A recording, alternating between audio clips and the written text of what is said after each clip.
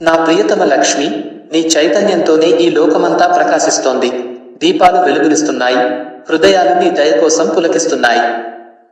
అయినప్పటికీ నువ్వు దూరమైనప్పుడు ఆకాశం కూడా కాంతిహీనమైపోతుంది.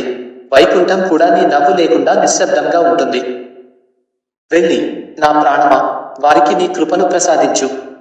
కాని త్వరగా తిరిగిరా, నీ విరహంతో నా హృదయం తీరని వేదనలో ఉంది. దీపావళి రాత్రి వైకుంఠం నుండి లక్ష్మీదేవి భూమికి వచ్చారు. ఆమె చూసింది పొగతో నిండిన ఆకాశం, చెత్తతో నిండిన నదులు మరియు పటాకుల శబ్దానికి భయపడుతున్న జంతువులు. ఆమె ముఖంలోని చిరునవ్వు మసకబారింది. అయితే ఒక చిన్న ఇల్లు మాత్రం ప్రశాంతంగా దీపాలతో మెరుస్తోంది. ప్రార్థనలు, ప్రేమ, నవ్వులతో నిండినది. పొగ లేదు, శబ్దం లేదు, కేవలం భక్తి. లక్ష్మీదేవి నవ్వుతూ ఆ ఇంట్లోకి ప్రవేశించి వారిని ఆశీర్వదించారు. నిజమైన వెలుగు శబ్దంలో కాదు, పవిత్రమైన హృదయంలో ఉంటుంది. ఆ కుటుంబం ఆరోగ్యం, ఆనందం మరియు ఐశ్వర్యంతో నిండిపోయింది. హాయ్ మిత్రులారా, నేను బాల గణేశ. వైకుంఠంలో నా మామ విష్ణుమూర్తి కొంచెం బాధగా ఉన్నారు.